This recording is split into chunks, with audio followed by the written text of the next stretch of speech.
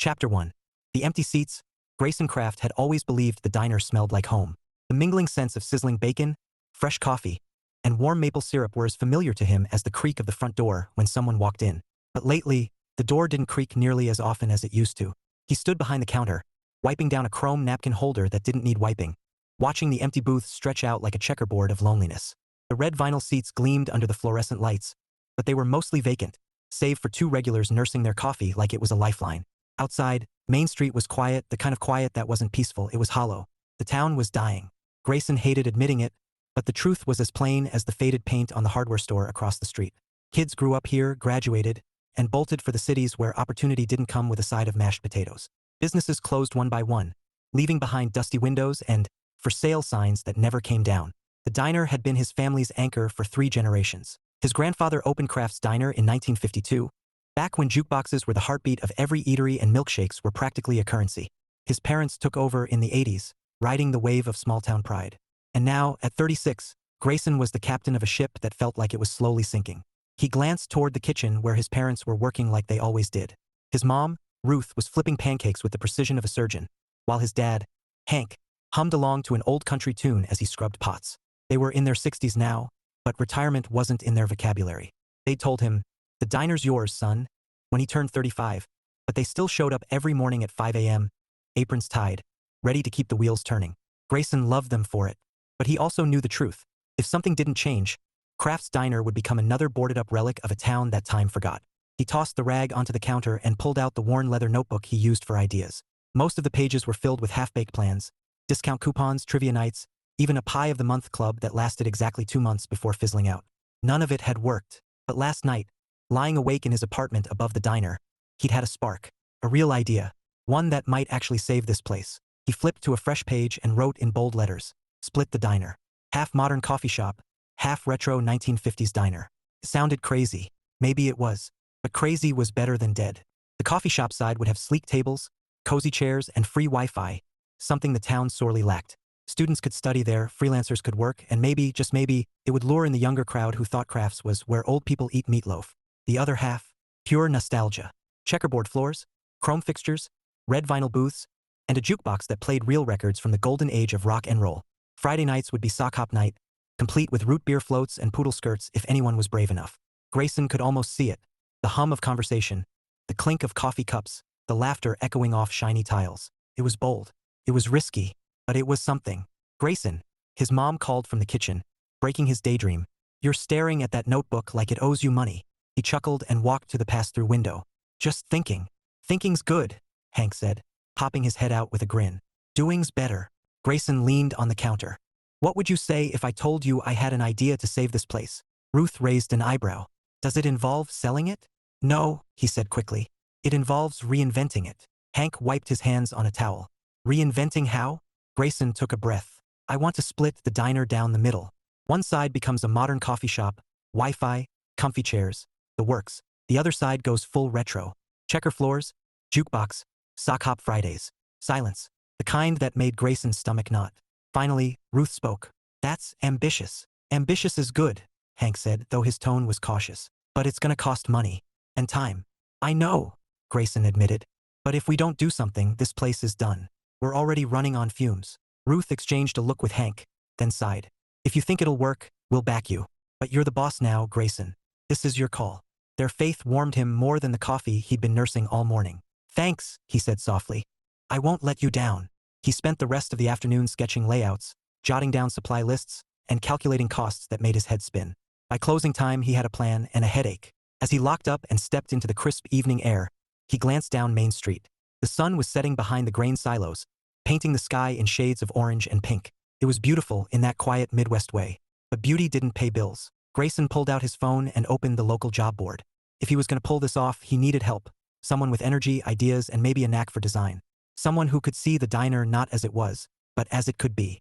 He typed up the ad. Help wanted. Assistant for diner renovation. Must love coffee, music, and small-town charm. Creativity a plus. Apply in person. He hit post and slipped the phone back into his pocket. Tomorrow, maybe someone would walk through that creaky door and change everything. For now, all he could do was hope. Chapter 2. The unexpected applicant. The next morning, Grayson was behind the counter again. nursing his second cup of coffee and wondering if posting that ad had been a stroke of genius or desperation. Probably both. The diner was quiet except for the hum of the refrigerator and the occasional clink of silverware from his parents in the kitchen. He glanced at the door for the 10th time in an hour. Nothing. Just the same sleepy street outside, where the most exciting thing happening was a squirrel chasing another squirrel across the cracked sidewalk. Maybe nobody's gonna bite, he muttered, flipping through his notebook again. He'd written down Plan B in big letters, but the page was blank. There was no Plan B. The door creaked open. Grayson looked up, expecting a regular. Maybe old Mr. Jenkins coming in for his usual oatmeal and grumble about the weather. Instead, in walked a woman he didn't recognize. She was carrying a tote bag that looked like it had been through a war, wearing jeans and a bright yellow sweater that practically glowed against the diner's muted tones. Her hair was a tumble of chestnut waves, and her smile, wide, unguarded, hit him like a jolt of caffeine. "Hi," she said, striding up to the counter like she owned the place. "I'm here about the job." Grayson blinked. The job? The renovation assistant thing. She dropped her tote onto a stool and extended a hand. Harper Lane. He shook her hand automatically, still trying to catch up. Right. You saw the ad." "Yep." Harper perched on the stool, eyes scanning the diner like she was taking mental notes. "Love the vibe. Very nostalgic. But also kind of sad. No offense." Grayson raised an eyebrow. "None taken, I think." She grinned. "Look, I'm not gonna lie. I'm not a professional designer or anything, but I've got ideas. Big ones. And I'm great with people. Plus, I make a mean latte." Grayson leaned on the counter, studying her. She was confident, maybe too confident. "What's your background?" "Corporate marketing," she said, waving a hand like it was ancient history. "Worked in Chicago for 10 years. Burned out, broke off an engagement, moved back here to reset. You know, the usual big city girl returns to small town cliché." Grayson chuckled despite himself. "You're very upfront." "Life's too short for mystery," Harper said, shrugging. "So what's the plan? You're splitting the diner, right? Coffee shop on one side, retro on the other." Grayson blinked. "How do you know that?" She tapped his notebook with a manicured finger. "You left it open. Rookie move." He closed the notebook, feeling oddly exposed. "That's the idea." "I love it," Harper said, eyes lighting up. "It's bold. It's fun. It's exactly what this town needs. And I can help make it happen." Grayson hesitated. He'd expected someone quiet, maybe a college kid looking for extra cash. Not a whirlwind in a yellow sweater. "Why do you want this job?" Harper tilted her head. "Because I need something that feels real. Something that matters. And because I think this diner could be magic again." Her words landed heavier than he expected. He looked around at the empty booths, the faded charm. Magic sounded impossible, but maybe impossible was what they needed. "Okay," he said slowly. "You're hired." Harper clapped her hands. "Yes, you won't regret it." "I already do," Grayson muttered, but he was smiling. The rest of the morning was a blur of Harper's energy. She paced the diner, snapping photos on her phone, rattling off ideas like a machine gun. Accent wall here, neon sign there, jukebox in the corner. Oh, and plants. People love plants. Makes them feel like they're in a Pinterest board. Grayson tried to keep up, jotting notes while wondering if he'd just unleashed chaos on his quiet little world. By noon, Harper had commandeered a booth and spread out sketches, color swatches, and a laptop plastered with stickers. She looked like she belonged in a trendy cafe, not a sleepy diner, but somehow she fit. Grayson brought her a plate of fries. "Fuel," he said. She grinned. "You're already a better boss than my last one." He sat across from her, watching as she scribbled something on a napkin. "You really think this will work?" Harper looked up, eyes bright. "Grayson, people don't just want food. They want an experience. They want a reason to come here instead of driving 30 miles to a Starbucks. You give them nostalgia and Wi-Fi, you'll pack this place." Her confidence was contagious. For the first time in months, Grayson felt a flicker of hope. "All right," he said. "Let's make some magic." Harper grinned, holding up her fry like a toast. "To magic." Grayson clinked his fry against hers, and for a moment, the diner didn't feel so empty. Chapter 3. Coffee, chrome, and chaos. By Monday morning, the diner looked less like a place to eat and more like a construction zone. Grayson stood in the middle of the dining area, hands on his hips, surveying the controlled disaster. Booths had been pushed against the walls, the floor was covered in drop cloths, and a stack of paint cans sat like soldiers waiting for orders. Harper breezed in at 9 sharp, wearing overalls splattered with colors that suggested she'd been through more than one DIY battle. She carried a box labeled Project Essentials, which, judging by the clinking inside, contained everything from paintbrushes to what sounded suspiciously like a disco ball. "Morning, boss," she chirped, dropping the box onto a table with a thud. "Ready to make history?" Grayson eyed the box. "Why does making history sound like it involves glitter?" "Because glitter is happiness in particle form," Harper said, pulling out a roll of painter's tape and a neon pink chair cushion. "Tada!" Grayson stared. "What is that?" A pop of color, Harper said, grinning. Trust me, it'll look amazing. It looks like a flamingo exploded. Harper laughed, tossing the cushion onto a booth. You're such a traditionalist. Loosen up, Kraft. This is the fun part. Grayson muttered something about fun being subjective and grabbed a paint roller. He'd agreed to let Harper handle the design details, but he was starting to wonder if that had been a mistake. The first hour went smoothly enough, if you ignored the fact that Harper had somehow convinced him to paint one wall teal. It's bold, she said, waving her brush like a wand. People will Instagram this. Grayson wasn't sure anyone in town even had Instagram, but he kept that thought to himself. Then came the jukebox. It arrived in a crate the size of a refrigerator, delivered by two guys who looked like they regretted every life choice that led them to this moment. Grayson signed for it, and the men left with a grunt and a good luck. Harper clapped her hands. Oh my gosh, it's beautiful. Let's open it. Grayson pried the crate open, revealing a gleaming chrome jukebox that looked like it had time-traveled straight from 1957. It was perfect, until Harper tried to plug it in and the cord sparked like a 4th of July firework. Unplug it, Grayson barked, diving for the outlet. Harper yelped and jumped back, hands in the air. Okay, it's fine. Just a little dramatic entrance. Grayson glared at the smoking cord. That thing could have burned the place down. Or, Harper said, eyes twinkling, it could have been the start of a really cool light show. He groaned. You're going to kill me. Not before we finish this makeover, she said cheerfully, grabbing a broom to sweep up the packing debris. By noon, the diner looked like a Pinterest board gone rogue. Half the space was taped off for the coffee shop section, where Harper had arranged mismatched chairs and a chalkboard menu she'd doodled with hearts and swirls. The other half was slowly transforming into a retro paradise. Checkerboard tiles stacked in boxes, chrome stools waiting to be assembled, and the jukebox sulking in the corner like a diva denied her spotlight. Grayson wiped sweat from his forehead and surveyed the chaos. This is insane. It's progress, Harper corrected, balancing on a stool to hang a string of Edison bulbs. You've got to trust the process. I trusted the process when you ordered those chairs, Grayson said, pointing to the neon pink cushions. Now I'm questioning everything. Harper hopped down, grinning. You'll thank me when people start taking selfies in here. Grayson shook his head, but he couldn't help smiling. Harper's enthusiasm was relentless, like sunshine breaking through a storm. And maybe, just maybe, it was exactly what this place needed. They worked until the sun dipped low, painting the windows gold. Harper was humming along to an old Elvis tune on her phone, swaying as she painted trim. Grayson watched her for a moment, brush in hand, feeling something he hadn't felt in a long time. A flicker of excitement, not just for the diner, but for something else. Hey, Harper said suddenly, turning to him with a grin. Sock hop night. We should test it. Test it. Grayson raised an eyebrow. We don't even have the jukebox working. Details, Harper said, waving him off. We've got music on my phone. We've got space. All we need is two people willing to dance. Grayson chuckled. You volunteering? Absolutely. She held out her hand, eyes sparkling. Come on, Kraft. Live a little. He hesitated, then set down his brush and took her hand. The diner smelled like paint and possibility, and as Harper spun him clumsily across the half-finished floor, Grayson realized something.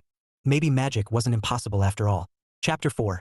Sock Hop Dreams. By Wednesday, the diner smelled like fresh paint and ambition. The teal accent wall gleamed under the new Edison bulbs, and the coffee shop side was starting to look less like a construction zone and more like a cozy corner for caffeine addicts. The retro half, though, was still a work in progress. Checkerboard tiles stacked like dominoes, chrome stools waiting to be assembled, and the jukebox sulking in the corner like a diva with a broken microphone. Grayson stood at the counter, flipping through invoices and silently calculating how many pancakes he'd have to sell to pay for all this. Harper was perched on a stool nearby, sipping iced coffee from a mason jar and scrolling through her phone like she owned the place. Okay, she said suddenly, setting the jar down with a dramatic thunk. We need an event. Grayson looked up. An event? Yes. Harper leaned forward, eyes bright. Something big, something fun, something that makes people say, oh my gosh, I have to go to Kraft's diner Friday night. Grayson raised an eyebrow. Friday night. Sock hop night, Harper declared, like it was already carved in stone. Retro music, dancing, milkshakes, root beer floats, the whole 9 yards. Grayson blinked. You're serious? Dead serious. Harper hopped off the stool and started pacing, her hands flying as she spoke. Think about it. This town is starving for something to do. Friday nights are either high school football or Netflix. You give them a sock hop, you'll pack this place. Grayson rubbed the back of his neck. Harper, we don't even have the jukebox working yet. Details, she said, waving him off. We've got Bluetooth speakers, we've got space, and we've got charm. People will come for the nostalgia, stay for the milkshakes, and post about it on social media. Grayson chuckled. You really think folks around here care about social media? Harper grinned. Maybe not, but they care about fun. And this is fun. He hesitated, glancing around the half-finished diner. The idea was crazy, but then again, so was splitting the diner in two, and he'd already jumped off that cliff. All right, he said slowly. Sock hop night. Friday. Harper clapped her hands like a kid on Christmas morning. Yes, I'll make flyers. I'll call the radio station. Oh, we need decorations. Streamers? Balloons? Maybe a photo booth. Grayson groaned. You're going to bankrupt me with balloons. Worth it, Harper said, grinning. Trust me, Kraft. This is the start of something big. The rest of the day was a whirlwind. Harper sketched out a flyer on her laptop. Bold fonts, pastel colors, and a cartoon jukebox that looked suspiciously like the diva in the corner. Grayson printed a stack and watched as Harper zipped out the door to plaster them on every bulletin board in town. By evening, the diner was quiet again, but Grayson couldn't shake the buzz of energy Harper had left behind. He stood in the middle of the room, imagining it filled with laughter and music, people dancing under the glow of Edison bulbs. For the first time in months, the future didn't look bleak. It looked possible. He locked up and headed upstairs to his apartment, Harper's voice echoing in his head. This is the start of something big. He wasn't sure if she meant the diner or something else entirely. Chapter 5. The first Friday night arrived like a dare. Grayson stood behind the counter, tugging at the collar of his button-down shirt and wondering if he'd lost his mind.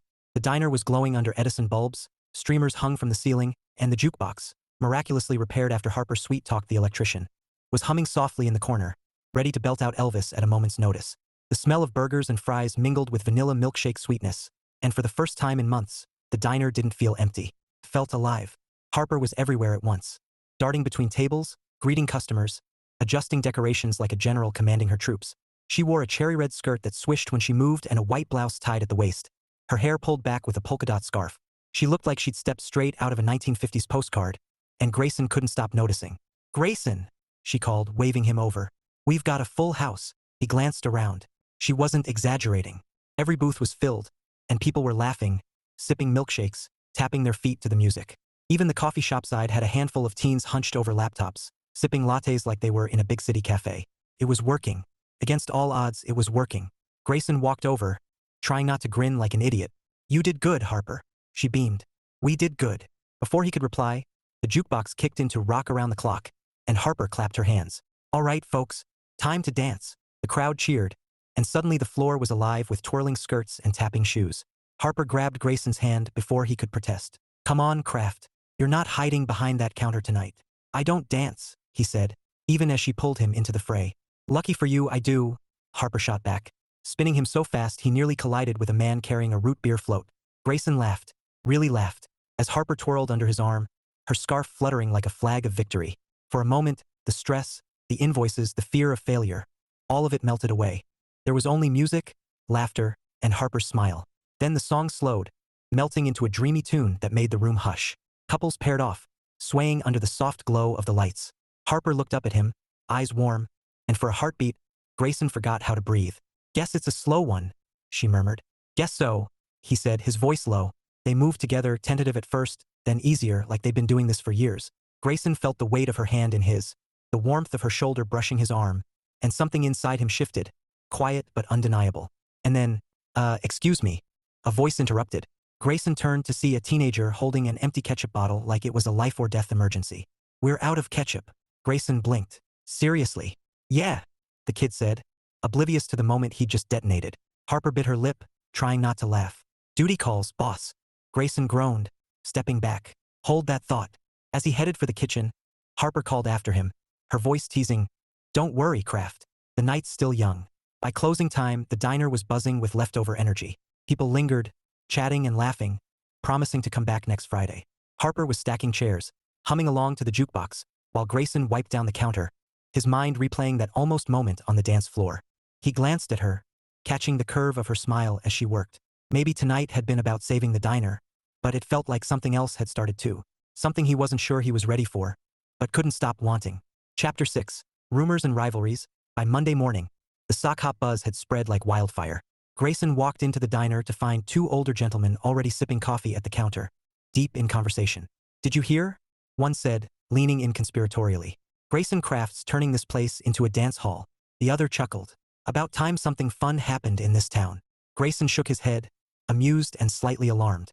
If Friday night had been a spark, the gossip was gasoline. Everywhere he went, hardware store, post office, even the gas station, People were talking about Kraft's diner like it was the second coming of Elvis. Harper, of course, was thrilled. She waltzed in wearing a sunshine yellow cardigan and a grin that could power the jukebox. "We're trending," she announced, dropping a stack of flyers on the counter. "Well, not online, but in real life. Which is better?" Grayson smirked. "You're enjoying this way too much." "Darn right I am," Harper said, sliding onto a stool. "This town hasn't had this much excitement since the mayor tried to ban bingo." Grayson chuckled, but before he could reply, the door opened, and in walked Maggie. He hadn't seen her in years, but she looked almost exactly the same. Sleek blonde hair, tailored blazer, heels that clicked like punctuation marks. Maggie had been his high school sweetheart, the girl everyone thought he'd marry, until she left for college and never looked back. "Grayson Kraft," she said, her smile polished and sharp. "Still running the family diner, I see." Grayson straightened, suddenly aware of the paint smudges on his jeans. "Maggie, wow, it's been a while." 10 years, she said breezily, sliding onto a stool like she owned it. "I'm back in town for business. Real estate." Harper appeared at Grayson's elbow, curiosity practically radiating off her. "Hi," she said brightly. "I'm Harper." Maggie gave her a quick, assessing glance. "Friend of yours." "Co-worker," Harper said, her tone cheerful but firm. "We're renovating the diner." "Renovating?" Maggie arched a perfectly groomed brow. "Interesting, because I was actually hoping to talk to you about selling." Grayson blinked. "Selling?" Maggie leaned in, her voice smooth as silk. "The market's shifting, Grayson. Developers are eyeing this area for a boutique hotel. You could make a fortune." Harper stiffened beside him. "A hotel? In this town?" "Progress," Maggie said with a shrug. "It's inevitable." Grayson felt a knot tighten in his chest. Selling the diner? The thought was like a punch to the gut. This place wasn't just a business. It was his family's legacy. His grandfather's laughter still echoed in these walls. His parents' hard work was baked into every tile. "I'm not selling," he said firmly. Maggie's smile didn't falter. "Think about it. I'll be in town all week." She slid a glossy business card across the counter, then stood and walked out, leaving a trail of expensive perfume and tension in her wake. Harper picked up the card, her nose wrinkling. "She's intense." Grayson sighed, running a hand through his hair. "She's Maggie." Harper studied him for a beat, then said lightly, "So, high school sweetheart?" Grayson shot her a look. "You've been talking to the gossip mill." "Maybe," Harper said, grinning. "Don't worry, Kraft. I'm not judging. But if she thinks she's turning this place into a hotel, she's got another thing coming." Grayson smiled despite the knot in his stomach. Harper's confidence was like a lifeline. Still, as he tucked Maggie's card into his pocket, he couldn't shake the feeling that the battle for Kraft's diner had just begun. Chapter 7. Coffee Shop Catastrophe. Saturday morning dawned bright and full of promise, or so Grayson thought as he unlocked the diner door. Today was the grand opening of the coffee shop side, the modern half of his big gamble. Harper had been hyping it all week, plastering flyers everywhere, and even convincing the local radio station to announce it between farm reports. Grayson stepped inside and inhaled deeply. Fresh paint, polished chrome, and the faint scent of roasted coffee beans filled the air. The espresso machine gleamed like a trophy on the counter, and Harper had arranged a display of pastries so artful it could have been in a magazine. For once, Grayson allowed himself to believe this might actually go smoothly. Then the first customer walked in. A teenager with a camera slung around his neck, wearing a hoodie that said #CoffeeIsLife. Harper practically sprinted to greet him, her smile dazzling. "Welcome. You're our first official coffee shop customer." The kid grinned. "Awesome. I'm doing a vlog about small-town coffee spots. You guys have Wi-Fi, right?" Grayson froze. Wi-Fi. The one thing Harper had promised would lure in the younger crowd. The one thing Grayson had assumed was already set up. "Ah." He glanced at Harper, who was still smiling like a game show host. "Wi-Fi." Her smile faltered. "It's coming." The kid frowned. "So, no Wi-Fi?" Grayson cleared his throat. "Not yet, but we have great coffee." The kid sighed dramatically and muttered something about content ruined before ordering a latte. Harper shot Grayson a look that could curdle milk. "I told you to call the internet guy." "I did," Grayson said defensively. "He said next week." "Next week," Harper hissed. "Grayson, this is a coffee shop. No Wi-Fi is like a jukebox with no music." Before Grayson could respond, the espresso machine let out a sound like a dying walrus and spewed steam across the counter. Harper yelped and jumped back, while Grayson lunged for the power switch. "Is it supposed to do that?" Harper asked, eyes wide. Grayson glared at the machine. "Does that look normal to you?" The teenager filmed the whole thing, narrating in a monotone. "Epic fail at Kraft's diner. 0 stars. Grayson groaned. "Perfect." The chaos didn't stop there. A local influencer, if you could call someone with 312 followers an influencer, ordered a caramel latte, which Harper heroically attempted to make despite the machine's tantrum. The result was a sticky explosion that coated the counter, Harper's sweater, and the influencer's phone. Oh my gosh. Harper grabbed napkins, her cheeks flushed. I'm so sorry. The influencer sniffed, dabbing at their phone like it was a wounded pet. This is not aesthetic. Grayson muttered under his breath. Neither is bankruptcy. By noon, the coffee shop looked like a caffeine crime scene. Spilled lattes, sugar packets everywhere, and Harper's hair frizzing like she'd been electrocuted. Grayson was wiping down the counter when Harper slammed a stack of napkins onto the surface. This was supposed to be perfect, she said, her voice tight. It's a hiccup, Grayson said, trying to sound calm. First days are always rough. A hiccup. Harper's eyes flashed. Grayson, we promised people something new, something exciting. And right now, we look like amateurs. Grayson bristled. I'm doing the best I can. So am I. Harper shot back. But I can't do this alone. The words hung in the air, sharp and heavy. Grayson opened his mouth, then closed it. He wasn't angry at Harper, he was angry at himself. Angry that he'd let her down. Angry that the diner's future felt like a ticking clock. Harper grabbed her tote bag, her movements quick and jerky. I need air. Harper, Grayson started, but she was already out the door, the bell jingling behind her like a taunt. He stood there, staring at the mess, feeling the weight of every empty seat and every unpaid bill. For the first time since this crazy plan began, doubt crept in like a shadow. Maybe Maggie was right. Maybe this was a losing battle. But then he looked at the jukebox in the corner, silent and waiting, and thought of Harper's laugh during the sock hop. No, he wasn't giving up. Not yet. Chapter 8. The apology playlist. The diner was quiet that evening. The kind of quiet that pressed against Grayson's chest like a weight. The coffee shop side still smelled faintly of burnt caramel syrup, and the espresso machine sat in the corner like a sulking child. Harper hadn't come back after storming out, and every tick of the clock made Grayson feel like he'd let more than just the diner slip through his fingers. He wiped down the counter for the third time, then tossed the rag aside and stared at the jukebox. Its chrome gleamed under the soft lights, a relic of a time when music fixed everything, or at least made it feel like it could.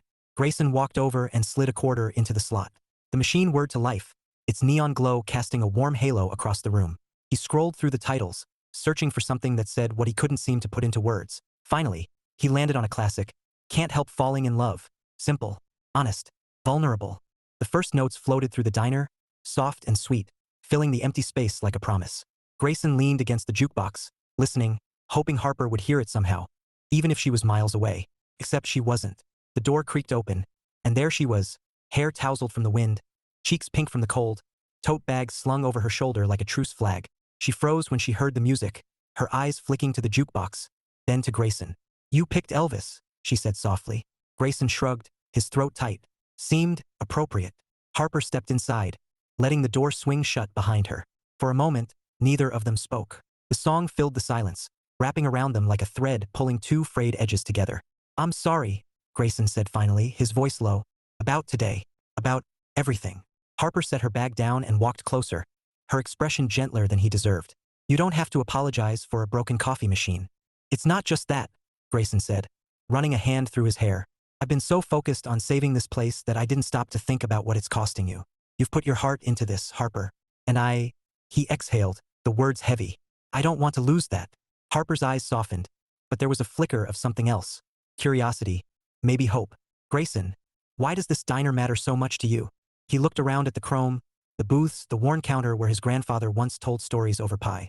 Because it's more than a business. It's my family. My parents built their lives here. My grandfather started it with nothing but a dream and a grill. If I lose this place, his voice cracked and he swallowed hard. I lose them. Harper stepped closer, her hand brushing his arm. A simple touch, but it felt like a lifeline. You're not going to lose it, she said softly. Not if we fight for it. Together. Grayson met her gaze, and for a moment, the weight on his chest eased. Together, he echoed.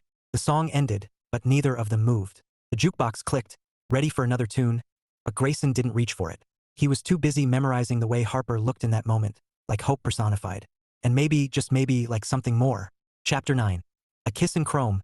The diner was quiet again, but this time it didn't feel heavy. It felt charged, like the air before a summer storm. The coffee shop side was finally functional, the retro half nearly complete, and Harper had stayed late to help Grayson clean up after a long day of sanding, painting, and wrangling stubborn chrome stools. Grayson was crouched near the jukebox, tightening a loose screw, when Harper walked in from the kitchen carrying 2 milkshakes. Peace offering, she said, sliding one across the counter toward him. Vanilla for you, chocolate for me. He smiled, wiping his hands on a rag. You didn't have to. I wanted to, Harper said, settling onto a stool. Besides, I figured we earned it. This place looks amazing. Grayson glanced around. The Edison bulbs cast a warm glow over the checkerboard floor. The chrome fixtures gleamed, and the jukebox, finally behaving, stood like a jewel in the corner. For the first time, the diner looked like the dream he'd scribbled in his notebook weeks ago. "Yeah," he said softly. "It does." Harper sipped her milkshake. Watching him with that curious tilt of her head, he was starting to recognize. "You know, Kraft, you're not half bad at this whole renovation thing." He chuckled. High praise from the woman who nearly ordered neon pink chairs. "They were coral," Harper said, mock-offended. "Very chic." Grayson grinned, shaking his head. "Sure." They worked in companionable silence for a while, stacking menus and wiping down counters. Then Harper wandered over to the jukebox, running her fingers along its chrome edge. "You know," she said, her voice playful, "this thing owes us a dance." Grayson looked up. "A dance?" "Yeah." She tapped the glass, her smile teasing. "Last time you bailed for ketchup duty. Tonight, no excuses." Before he could protest, she slid a quarter into the slot and punched in a number. The jukebox whirred, then burst into a lively tune, "S.H. Boom," by the chords. Harper turned to him, eyes sparkling. "Come on, Kraft. Live dangerously." Grayson laughed, setting down his rag. "You're relentless. Someone has to be," Harper said, holding out her hand. He took it, and suddenly they were moving across the checkerboard floor, awkward at first, then easier, like the music was pulling them into its rhythm. Harper twirled under his arm, her laughter ringing out, and Grayson felt something loosen inside him, something that had been wound tight for far too long. The song shifted into a slower beat, and Harper stilled, her hand resting lightly against his chest. The jukebox glow painted her face in soft neon, and Grayson realized he was staring, really staring, at the curve of her smile, the warmth in her eyes, the way she fit so perfectly in this moment. "Kraft," she murmured, her voice barely above the music. "Yeah." His throat felt dry. "Are you going to kiss me? Or do I have to start a second renovation project?" He laughed, nervous, breathless, and then he kissed her. It wasn't planned, wasn't polished. It was warm and real and tasted faintly of vanilla milkshake. Harper's hand slid up to his shoulder, and for a heartbeat, the world narrowed to the jukebox hum and the soft press of her lips. Then, as if on cue, the jukebox switched tracks to Yakety Yak, blasting its upbeat chaos into the room. Harper broke the kiss, laughing so hard she nearly doubled over. "Romantic timing, huh?" she said, wiping a tear from her cheek. Grayson grinned, his pulse still racing. "Guess the jukebox has a sense of humor." Harper leaned in, her smile softer now. "Good thing I do too." And just like that, the diner didn't feel like a dream anymore. It felt like the start of something real. Chapter 10. The Big Decision. Monday morning brought a chill that seeped through the diner's windows, but Grayson barely noticed. He was too busy staring at the glossy business card on the counter, the one Maggie had left behind like a grenade with a smile. Boutique hotel development. Big money. Bigger future. That's what her pitch had promised. And after the coffee shop fiasco, the idea of financial security had a dangerous allure. No more juggling invoices. No more wondering if the next sock hop would cover the electric bill.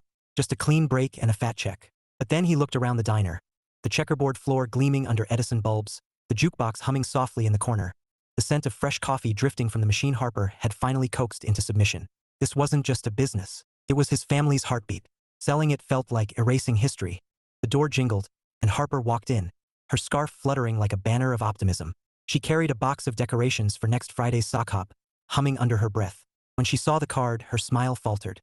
"She came back?" Harper asked, setting the box down. Grayson nodded, his jaw tight.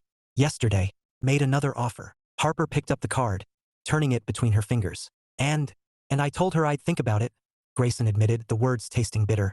Harper's eyes searched his face. "You're really considering it?" Grayson exhaled, rubbing the back of his neck. "Harper, this place is hanging by a thread. One bad month and we're done. Maggie's offer. It's enough to start over. Anywhere." "Anywhere," Harper repeated, her voice quiet but sharp. "Like Chicago? Or maybe some shiny city where diners are just Instagram props." Grayson flinched. "It's not about that." "Then what is it about?" Harper stepped closer, her eyes blazing now. "Because from where I'm standing, it looks like you're ready to give up on everything we've built." Grayson's chest tightened. "I'm trying to keep us from drowning." Harper shook her head, her voice trembling with anger. "And something else. You think selling this place will save you? It won't. It'll break you. Because this diner isn't just walls and booths, Grayson. It's you. And if you can't see that." She swallowed hard, her eyes glistening. "Then maybe I was wrong about you." The words hit like a slap. Grayson opened his mouth, but Harper was already grabbing her tote bag, her movements sharp and final. "Harper," he started, but she cut him off with a look that stopped him cold. "Decide what matters, Kraft," she said, her voice low. "Money or meaning?" Then she was gone, the bell above the door jingling like a cruel punchline. Grayson stood there, staring at the empty doorway, his heart pounding like a jukebox stuck on repeat. Maggie's offer loomed in his mind, shiny and safe. But Harper's words burned hotter, money or meaning. He looked around the diner, the chrome, the booths, the jukebox glowing softly in the corner, and felt the weight of every memory stitched into these walls. His grandfather's laughter, his parents' hard work. Harper smiled during that dance, meaning that was what mattered. Grayson picked up Maggie's card, stared at it for a long moment, then tore it clean in half. Chapter 11. Sock Hop Showdown. Friday night came with a hum of anticipation that Grayson could feel in his bones.